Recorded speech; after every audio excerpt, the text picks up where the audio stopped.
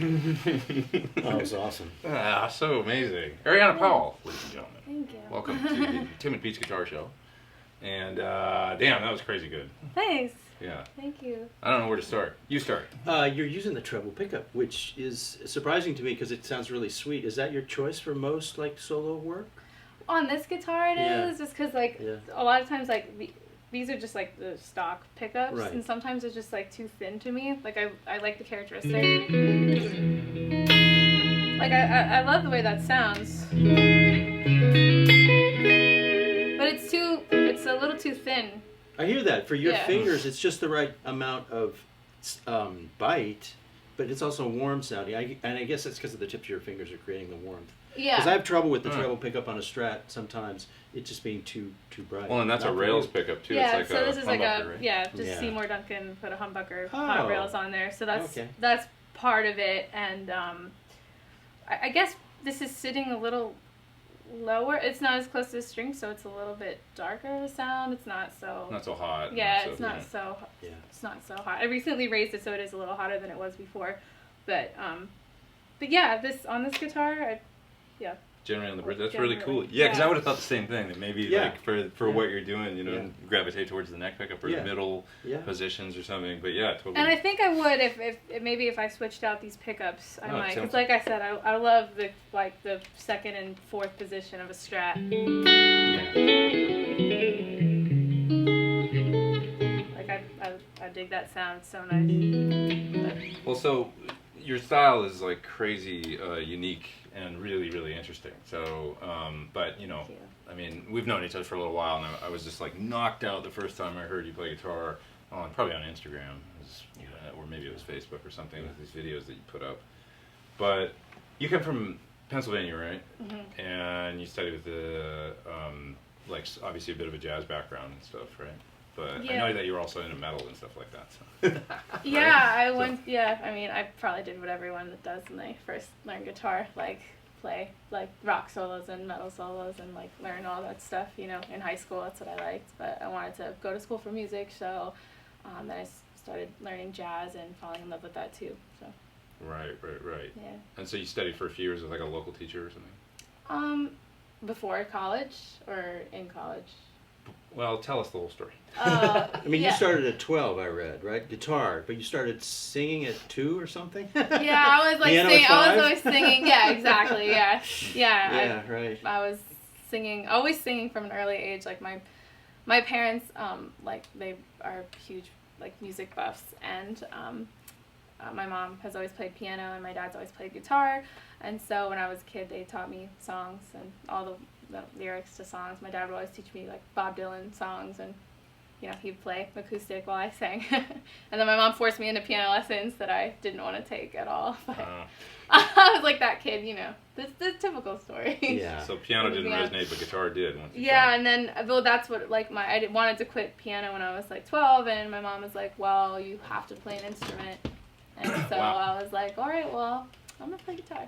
Actually, I wanted to play bass at first, so it was really? actually bass first, but So did you play bass for a while? I did. I played bass for a while, and then, yeah, but I think I wanted to, like, accompany myself, like, singing, and there's so many more guitar things that I wanted to learn. Did they know you were going to be a professional musician?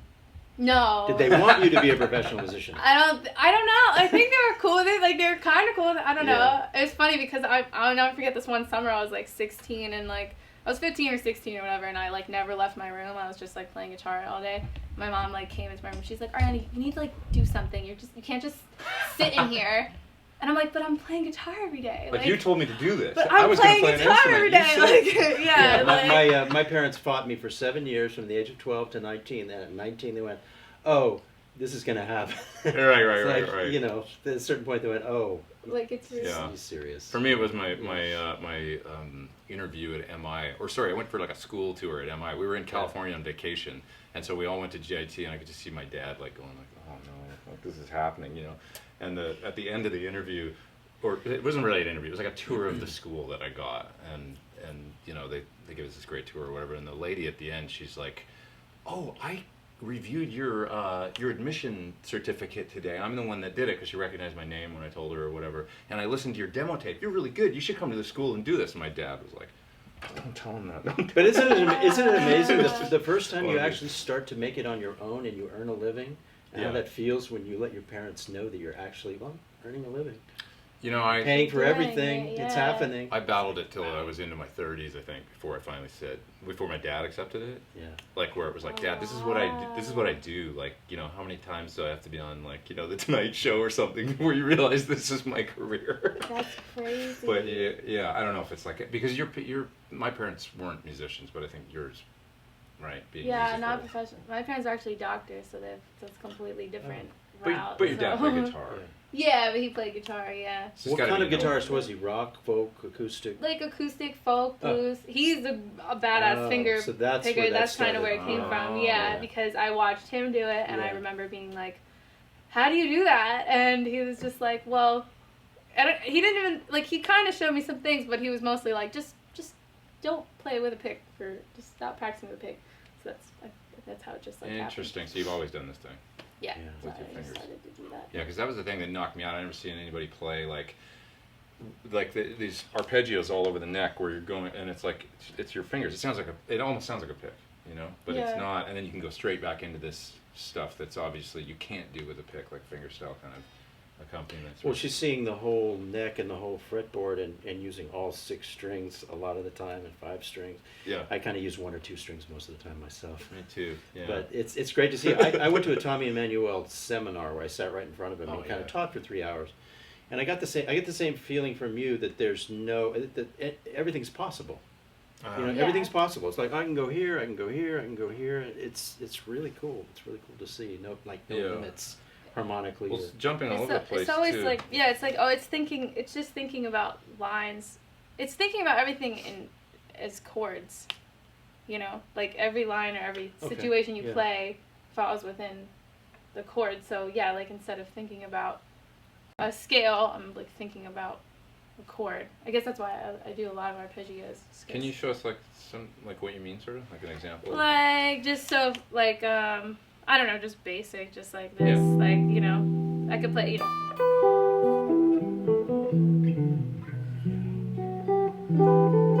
But I'll jump everywhere. I mean, I don't want to stay confined to that even when I do so that. if you're in E, and that's your thing, and you're thinking chordal, and you're soloing, sort of, or coming from a melodic perspective, how do you, like... So you can jump all around the chord, like, you know, like...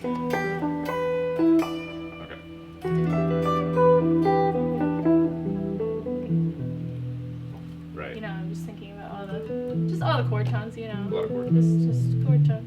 Right. A song. So, just, you know, think about an E minor everywhere on the neck that you could possibly play, you know. Okay, so you...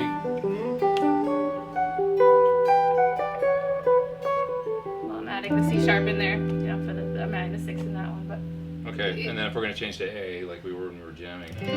Yeah, same.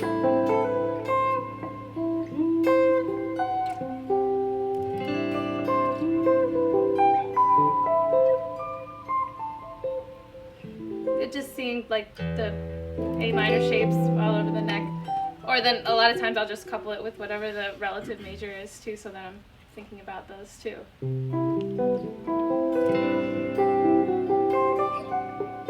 So seeing little C shapes all over the neck.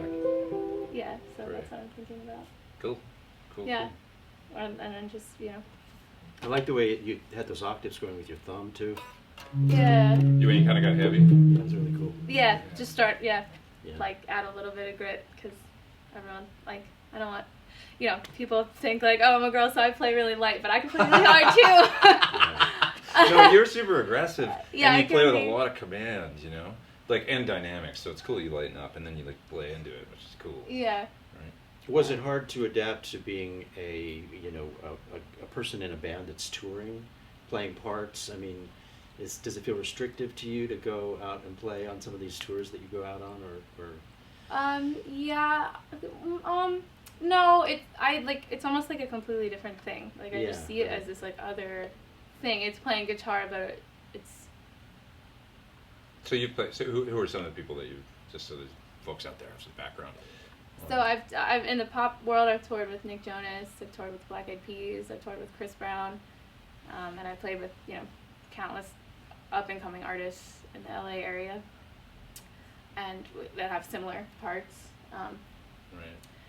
Right. And yeah, you're always gigging. Similar things, yeah, and this a similar thing, and I guess the focus is less on what all I can do and all my ideas. The focus is just more on like serving the song, you know, tone, like working out the best sound. How can I play something beautiful?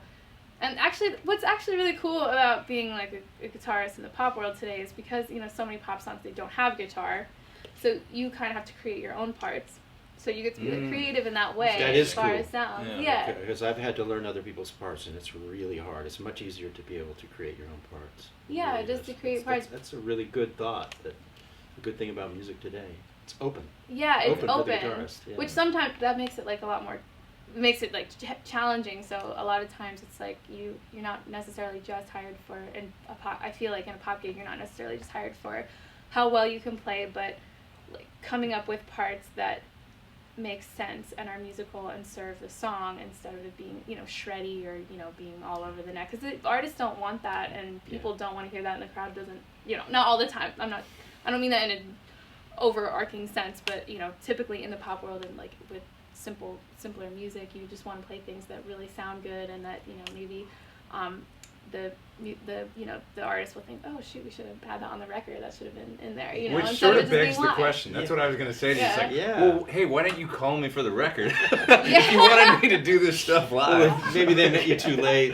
Exactly. I could have been or whatever, like on your record, man, or you'll be on the next one.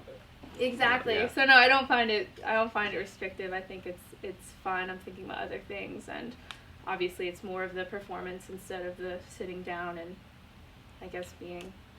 Yeah, I call it being an ensemble player, and it's just as rewarding to me to play with the bass player and drummer and just fit in. I mean, that's the whole Motown thing, just the little part that fits in and creates. Part, like everybody's got their little part, and it all comes together to make. I feel like a lot of rock bands and a lot of even like progressive rock, like when I think about, let's take a band like Genesis for example. Yeah.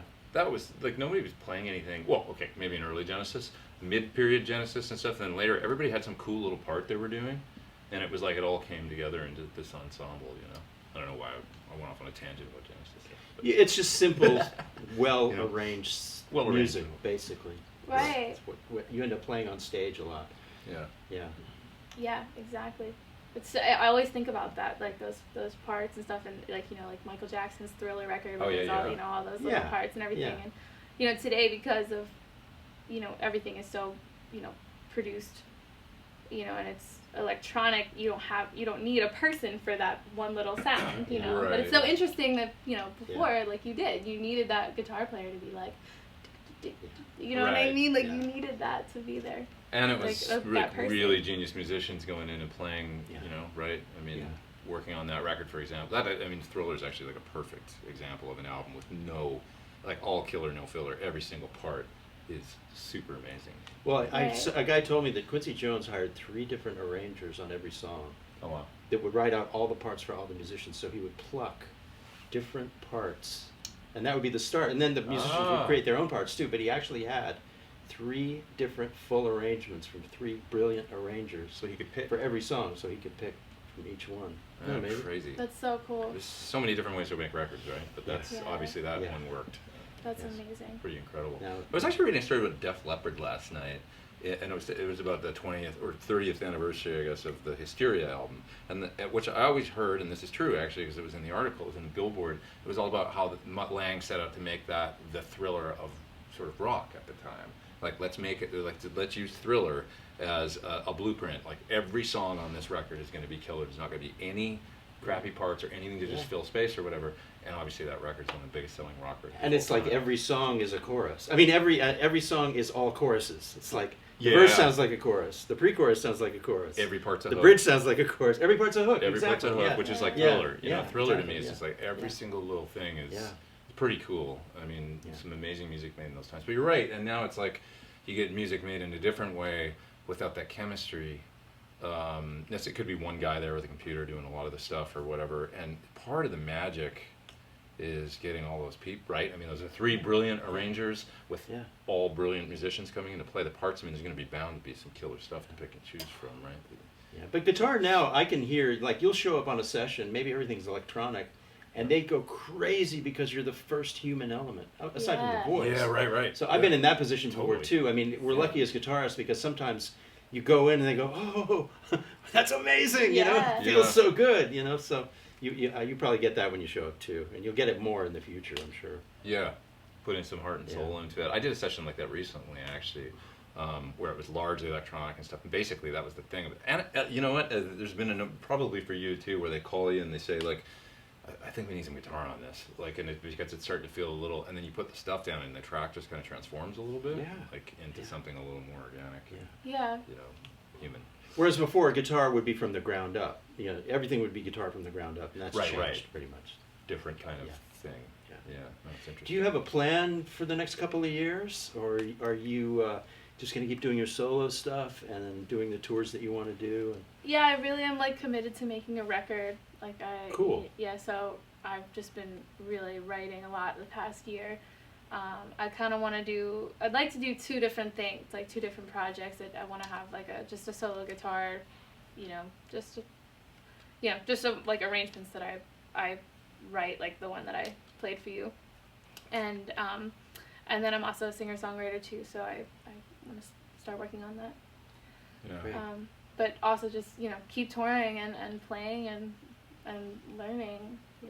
Better and better gigs and put out your own. Yeah. It's interesting because Mateus and we talk. I know he wants to get some music out, and it's like I feel the same way about you, that it's like putting your stamp out there, so that like if you do want to take a touring gig, they're coming to you going, we want Arianna Powell, because they recognize you for your thing and what you do. You know what I mean? Which just drives like everything. It drives.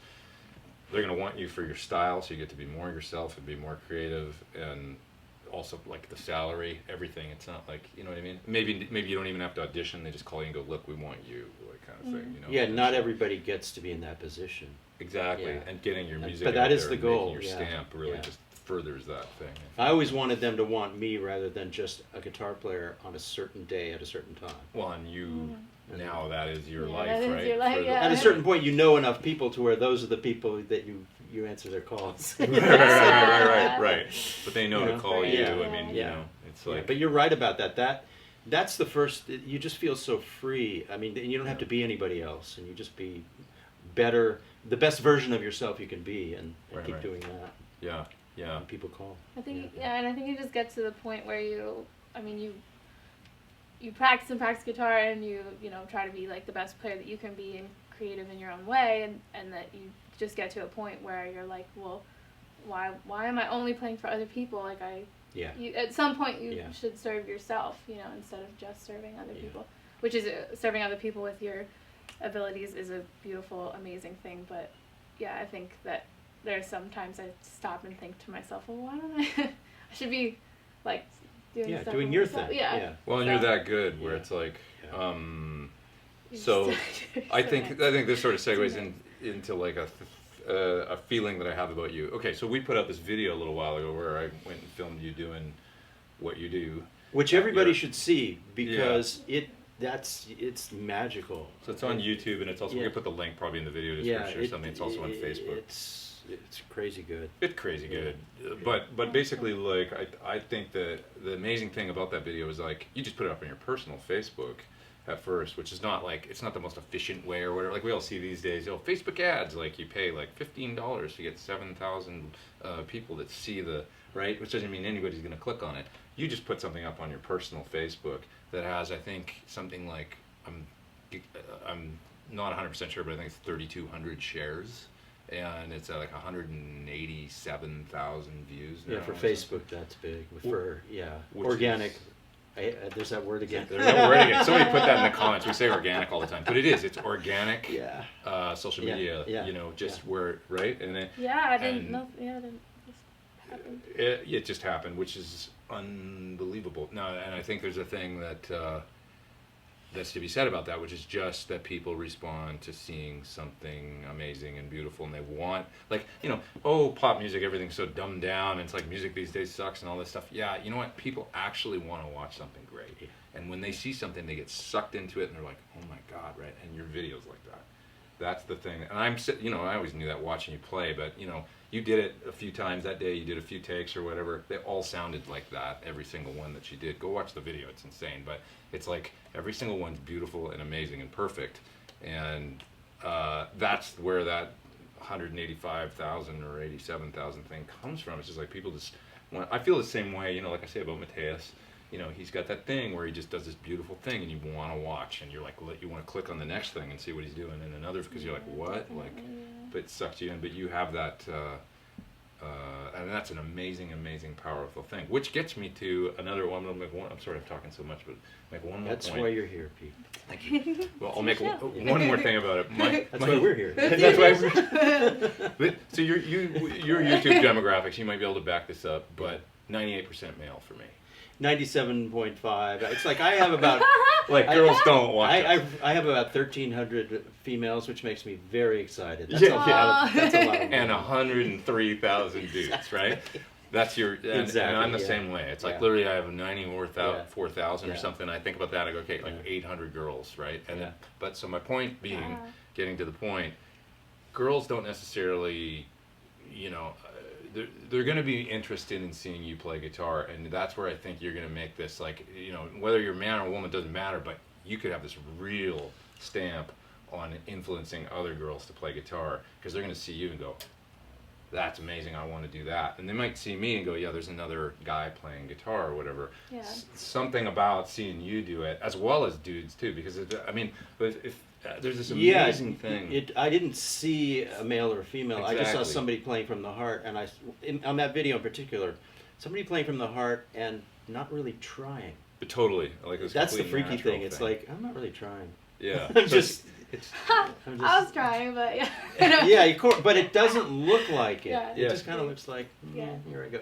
So that's a magical thing, because I think it could be this thing where if you know, I mean, we don't talk about girls playing violin. We don't talk about girls playing keys. There's plenty of them. You know what I mean? Yeah. There's still this barrier with guitar where it's like and I'm sure you get it all the time. It's like, oh, pretty good for a girl, dumb thing. Yeah, that if we could just sure. get past that, I think you're going to be a big part of that. Like, you know, in 10 years, it might be that thing where that's just a thing of the past, where it's just like, yeah, they're just a fantastic musician. Yeah, I think that I would love to see that happen. Like, Right. I've played especially in LA, because everyone, like, loves the girl bands. Like, everyone wants to hire that. So I've gotten a lot of work doing that, which is cool, which is great. It's good for my life and paying my rent and everything. But I kind of, like, can't wait for the day that that's just, like, abolished, and that it's just, like, the band is just hired. Right, it's not There's girls in the band just because they're awesome. Really good. Yeah, because they're, and... Yeah, I think it's coming.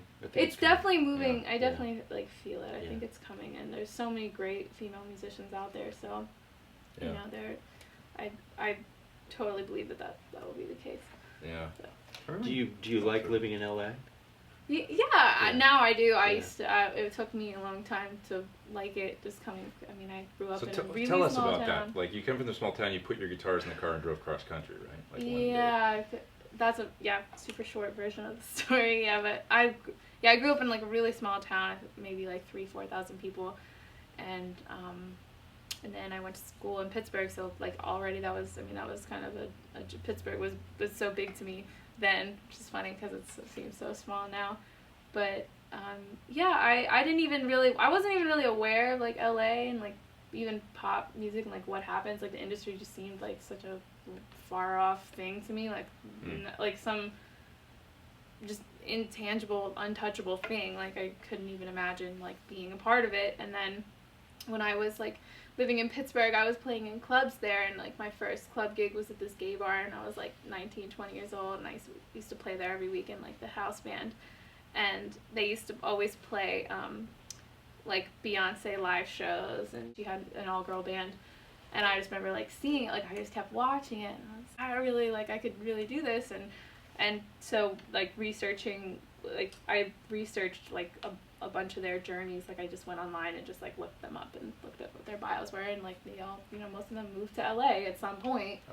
So I was like, oh, I guess I have to move to LA. So I just saved up some money, and then just threw my guitars and my clothes in the trunk, and then drove to LA with really no place to live or I didn't really know anyone or anything. I just was like, I'm just gonna work out. So That's kind of what we all did, but it's harder today. Yeah. It's just more expensive today. Yeah. So it's harder. Yeah. It's Yeah. great. Yeah. So how old were you when you did that? 24. Oh, okay. Yeah. Mm-hmm. Okay. And so you got to LA, and then what happens?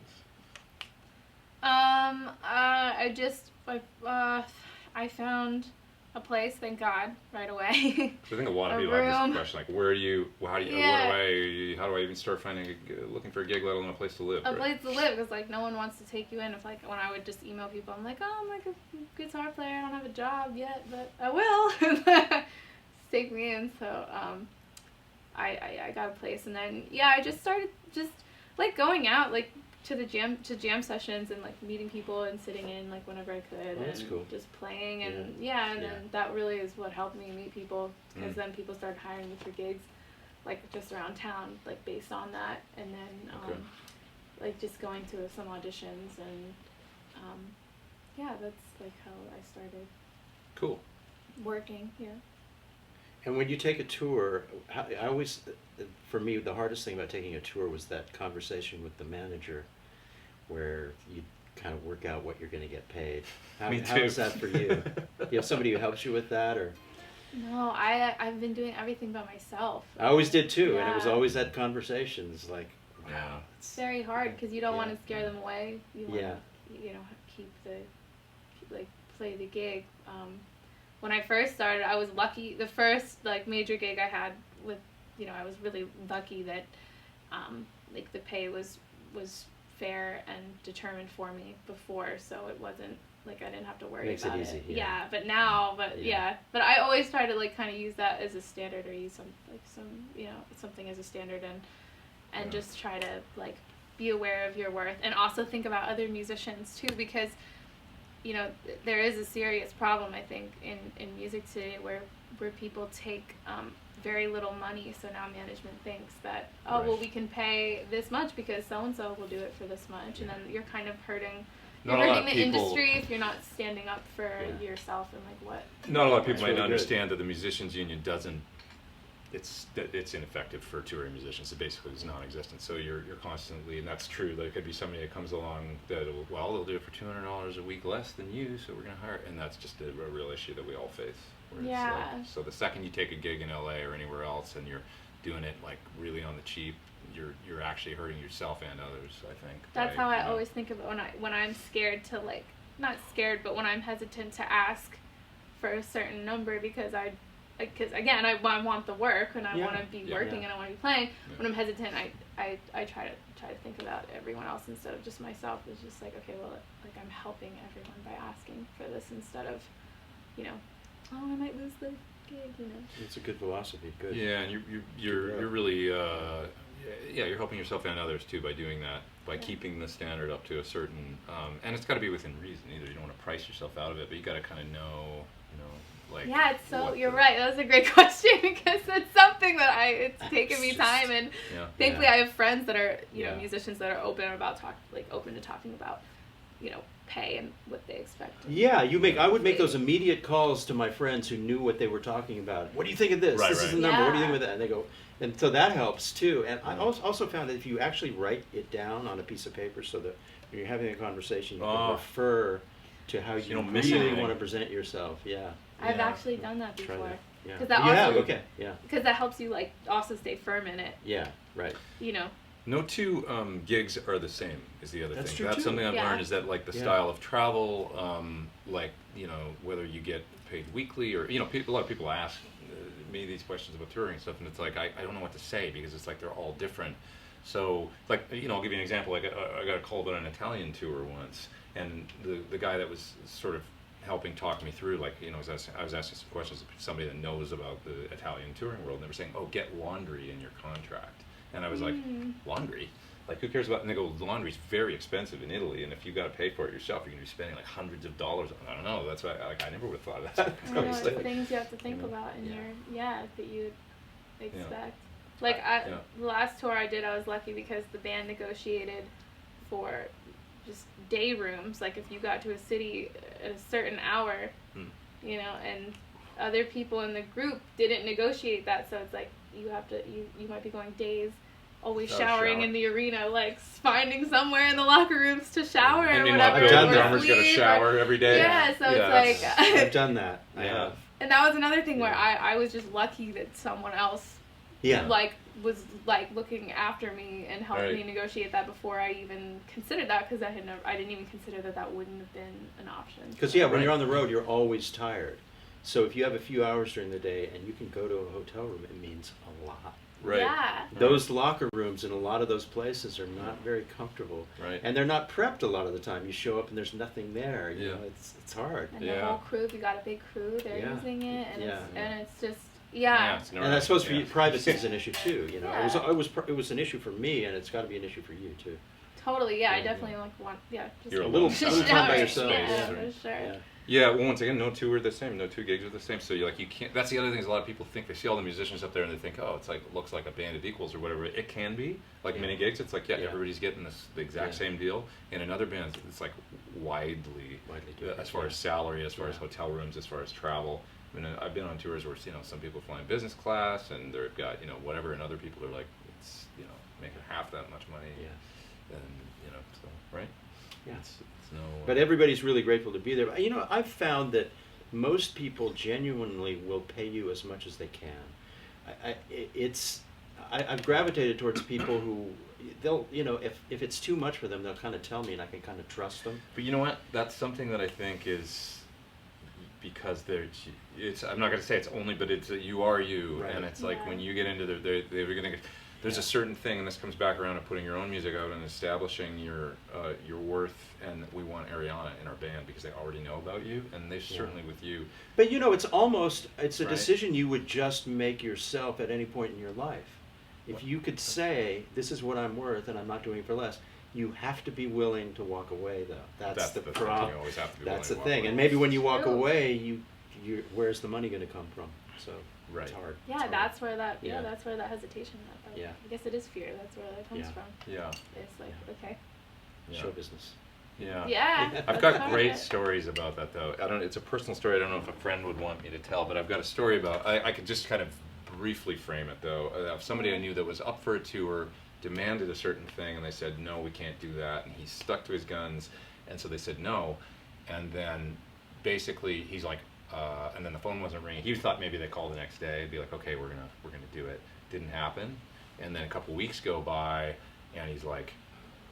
I'm kind of screwed because I really needed the gig actually, or just, needed it like enough to like didn't have any work on the horizon or whatever. So now he's like, goes to a party and sees a friend of his, and just long story short, that ends up turning into him connecting with a way bigger gig that was really like winning the lottery. And so, but by him sticking to his guns, he would have been out on the road with the other band, which was cool. It was a cool gig, but it was like this was like, literally winning the lottery. So you just never know. By sticking to your guns, it's sticking around in town waiting for the right thing, maybe, right? Yeah, I've had that experience. I've had the experience where I've turned something down and just kept the time open.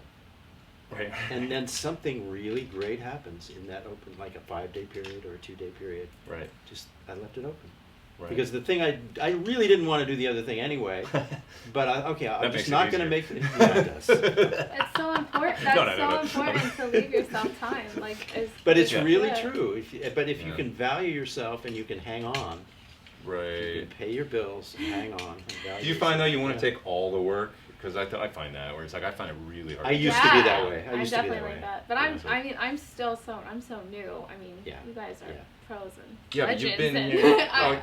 you're pro. I mean, don't sell yourself short in any sense of the word, because it's like you've only been here a couple years, but you've played with Nick Jonas, you've played with Chris Brown, you've played with Black Eyed Peas, you've Drake Bell last weekend, and now I know you're on to maybe something else too. So it's like, it's exploding right now. I've certainly been fortunate to have a lot of work, but I'm definitely in that phase of like I just don't want to turn down anything, and I want to cram everything I can into my schedule. I was always that way. Yeah. It's only at this point, and I've been doing this a long time. It's only in the last few years that I've been okay with not doing everything all the time. So there is a light at the end of the tunnel, but it's decades away. But it's still good too. I'm tired now, dude. I need a vacation. Really? Decades? Dude. That's awesome. There's a light at the end of the tunnel, but it's decades away. That sounds like a country song. I was talking to her. No. There's a light at the end of the tunnel, but it's decades away. That's good. I like it. I don't think this tone's warmer. Do you want to try this tone? Whatever. Sure. It's really nice and warm. I wonder, because that one's a little sharper, I don't know. See what this sounds like, just for the hell of it. See if it's in.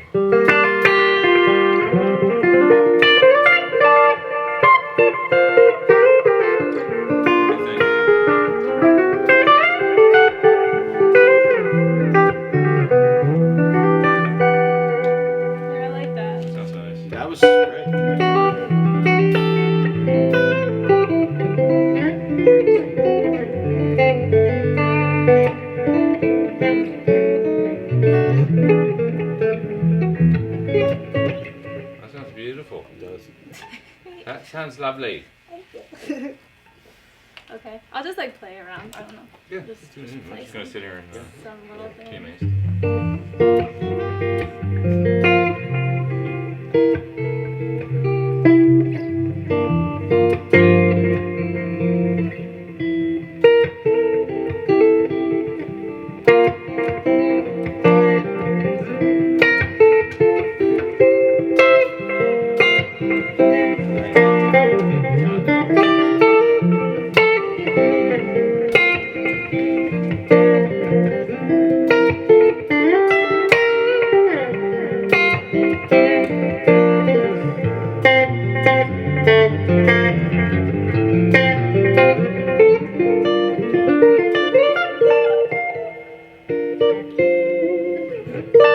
Better without?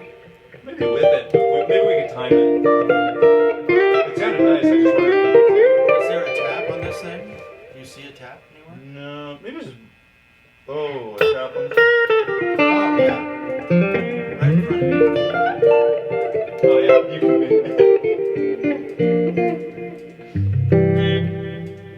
Okay.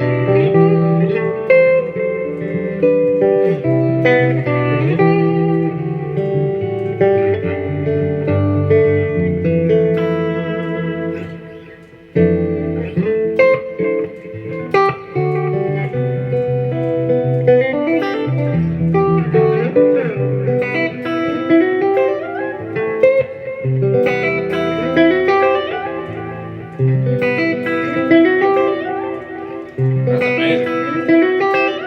You're trying to do it on this guitar. Are we filming this or are we messing with sound? We're just, yeah, Oh, it is. he was tapping the delay for you. Okay. Oh.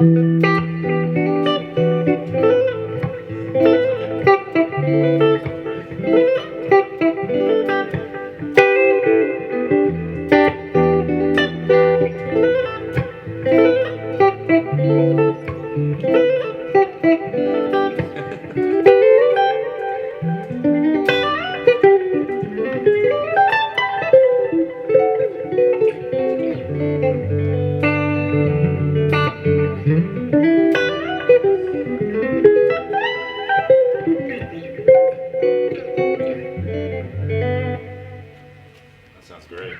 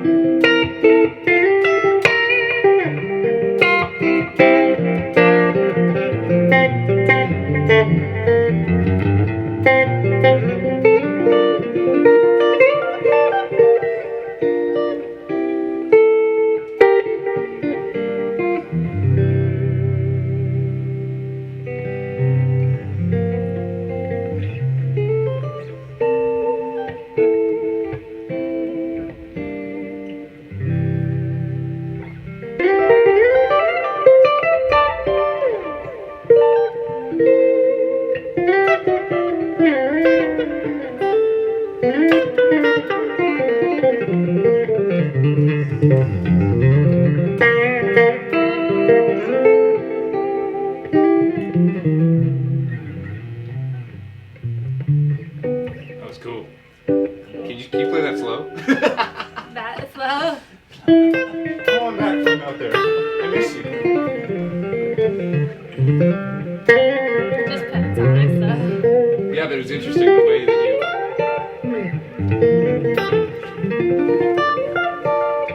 See, that's just pentatonic too, but you're like flying across the arpeggios and stuff at the same time. Like, Yeah. what are you even doing? Like skipping. Okay. That's cool. Shuffling. Yeah, like that, exactly.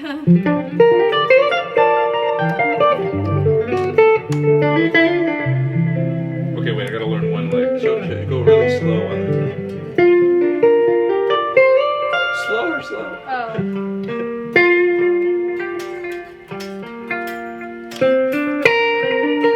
Oh, so this goes.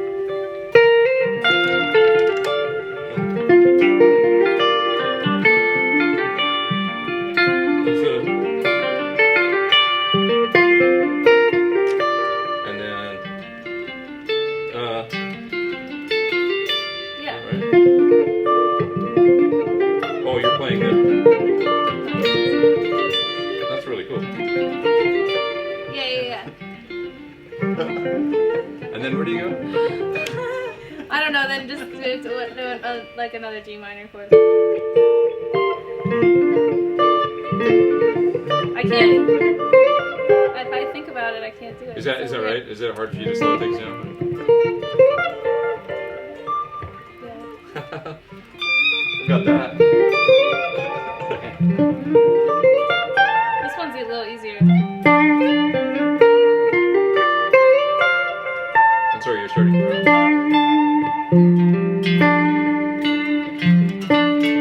Oh, you're sliding. size.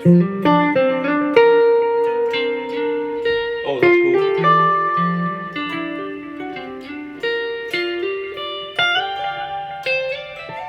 Wherever you want to go after that. Right.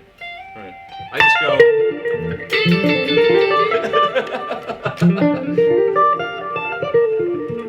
That's beautiful. Yeah. That was just connecting, just like a B flat major. Once again, a relative major. Right. But you've taught a lot. There's no way you're teaching now, right? You're not teaching anybody right I'm now. not teaching anyone right now, Yeah. but I used to teach before I moved to LA. I was teaching all the time. Did you have like 20 students a week or something like I that? had something crazy, like I was teaching like 50 people a week sometimes. Like That's amazing. it was too much. It was too much. 50 a week. How many is that a day? It's like 7 days a Oh my week. gosh, it was crazy. I would teach every day, and I just acquired so many students, and I don't know. I guess they liked me. And Wow. I loved them, and it was Yeah. hard to it was hard. And it's hard to say no. Yeah.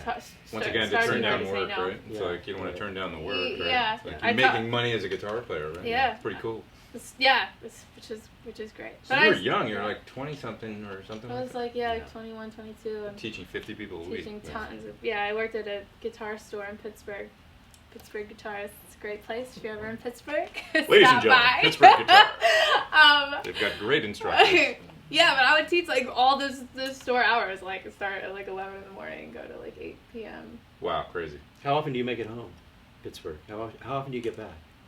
Not Pittsburgh, not so often, because where I'm actually from, my family lives like 5 or 6 hours. Okay, east. well, how often do you make it home to your family? A couple times a year. Oh, that's for good. Christmas and whenever I can, and especially when I'm on the road, like Yeah. I really make it a point to Yeah. be like I always look Give at me the a schedule and break. be Yeah. like, oh, Yeah. when am I in Philadelphia or New York City, like, because that's like relatively close. Like I can always make it back if I have like a day off. And Yeah. it was actually funny this past year when I was on the road in April. My high school was having like career day, and they reached out to me about it, and I was like, wait, I have a day off in that town, like nearby that town. I should just do it. Like that's so serendipitous, Yeah. So Did you go do it? Yes, I did. That was probably really cool, right? Yeah, it was cool. Yeah, it was interesting. It was funny. Kind of a thrill. It's just so worked out so well. It's a little weird. I did one of those at my junior high. It's a little weird to walk back in. You're like, whoa, like it's like a trip, and it's really cool. Like Yeah, so weird. Yeah, I remember going to do one, and the principal had been my gym teacher when, and I mean, this is like a long time later, and he was still working there, and and he didn't really look that much different. It was funny, and the school looked the same, and going back in, that was like really, it was nice to be invited to go do those things, It's like go back and I don't know. It's It hasn't happened to me. I was Hasn't happened to you? I was looking at you like, have you No. Where I went did to my you- high school reunion and I got an award for the guy who lived his dreams. So Aw. there you go. That's like you're 17 again. It's Yeah, like exactly. from the Yeah, yearbook. so, Yeah, totally. Where did you grow up? Albuquerque, New Mexico. Oh, Yeah. cool. Home of Breaking Bad. You ever Right. Breaking Bad? Yeah. Wow. Walter. Yeah. I didn't know that. Eisenberg. Yeah. It's interesting. It's a great place. It's so weird. I've met so many great musicians from New Mexico. Oh. In Really? LA, anyone that's randomly from New Mexico, I always think oh, that's interesting. You don't always hear that. They're always just Well, it's good to hear. True. Yeah. Yeah, I like New Mexico, man. Santa Fe, I love that place. Yeah, Santa Fe. It's a pretty place. Yeah. Beautiful. What a great The place. geography and the weather are spectacular. Yeah. All the time. Just like Yeah. so cool. History right. and everything. So you're working on some music, and you're gonna get some stuff recorded, and then come back and hang with us, right? And then we're gonna talk about it, and then all you guys will go buy it because you gotta buy music from independent artists these days. Don't just stream it. No way. right? Yeah, and come back and check in with us as soon as possible. Yeah. So as soon as you get that done, Yeah. come on back and we'll talk about more of your touring adventures and Yeah. stuff like that. But this has been really fun. Congratulations on all your big gigs and stuff like that. Continue on the path. Yeah, thank you so much for having me. It's great to Absolutely. hang and Thank play you. with you All guys. our social media is in the All the video links are description down below. So Yeah. go check her out. And hey, you're watching Tim and Pete's Guitar Show. See you soon. That you are.